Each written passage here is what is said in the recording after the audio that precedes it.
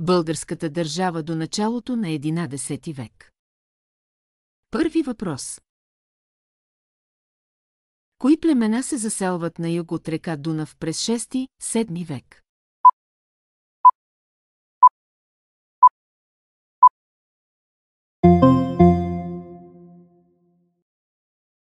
Втори въпрос. Кой владетел обединява българите в Стара Велика България?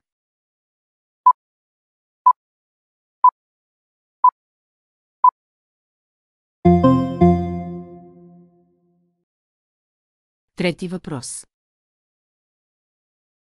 При устието на коя река се намира областта Онгъл?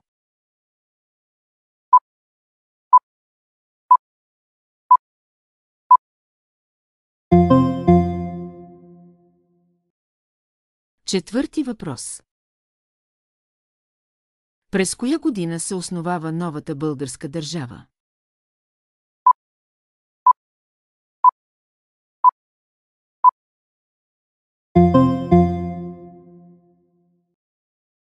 Въпрос пети. Кой български владетел основава новата българска държава?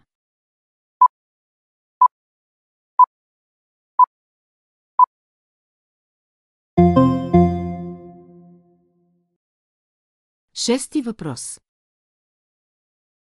Как се нарича титлата на българския владетел при основаването на държавата?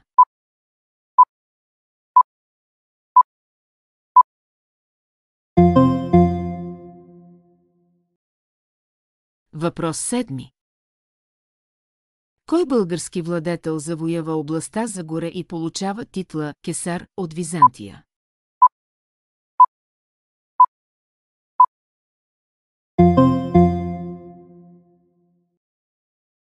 Осми въпрос.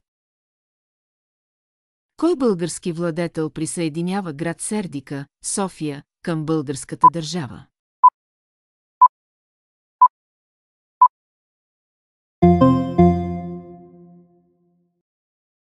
Девети въпрос. През коя година Крум побеждава Византия при Върбишкия проход?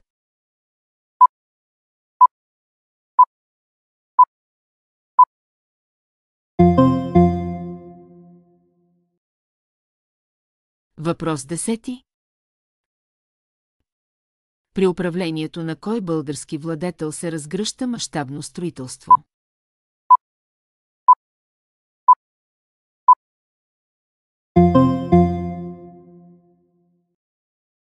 Въпрос 11. Кой български владетел присъединява град Пловдив към българската държава?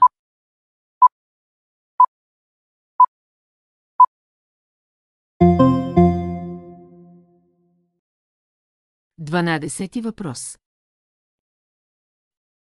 Кой владетел присъединява части от Родопите и Македония към българските земи?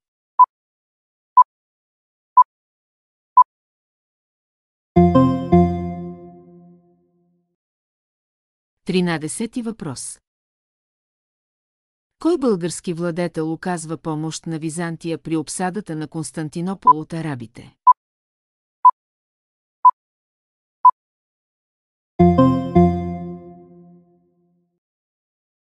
Въпрос 14.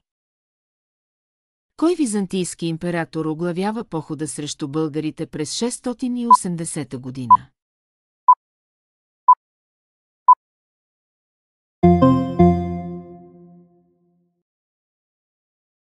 Въпрос 15. За кой български владетел се отнасят чаталарския и търновския надпис?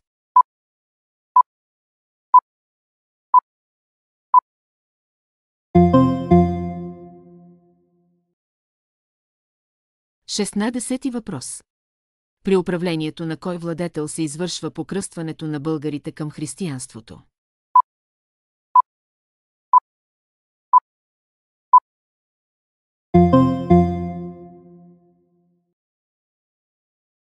Седемнадесети въпрос. През коя година се извършва покръстването на българите?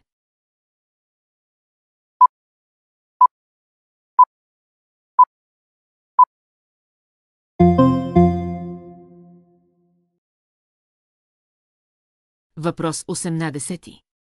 През коя година е създадена славянската писменост?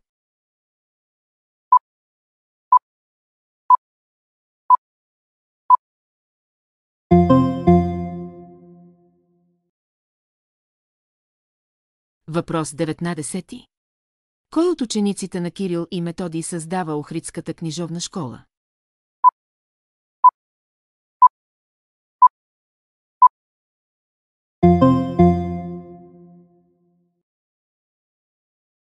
Двадесети въпрос.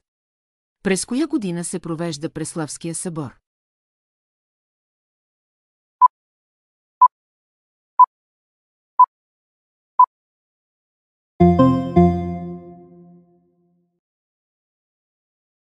Въпрос 21. През коя година се състои битката при река Ахилой?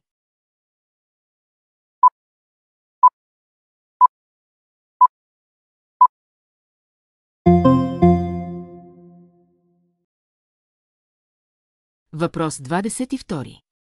Кой български владетел се обявява за император на българи и ромеи?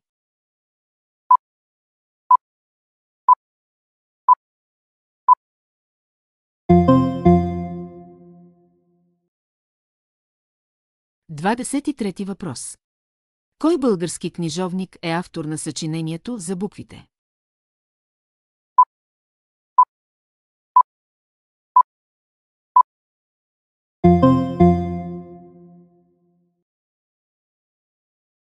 Въпрос 24. На кой български владетел Византия признава титлата цар?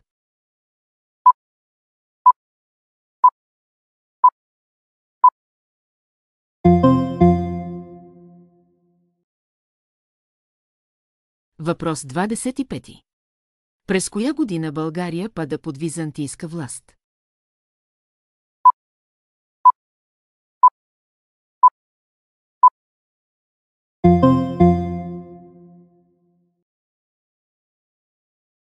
Двадесет и шести въпрос. Кой византийски император е наречен българоубиец?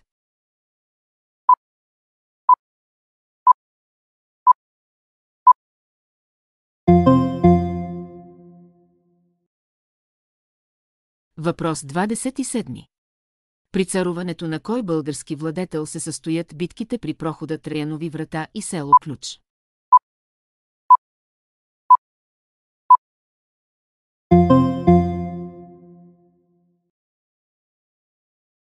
Въпрос 28. През коя година се състои битката при прохода Траянови врата?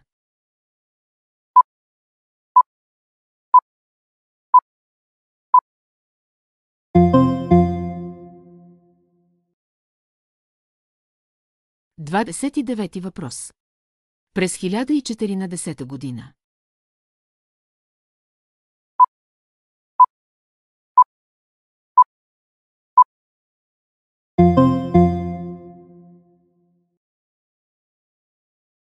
Въпрос 30. Кой български град става столица по време на управлението на цар Самуил?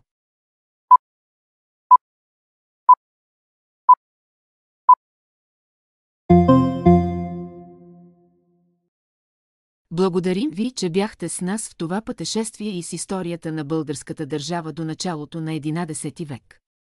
Ако научихте нещо ново и интересно, не забравяйте да харесате видеото и да се абонирате за канала. Оставете вашите отговори и впечатления в коментарите, ще се радваме да чуем вашето мнение.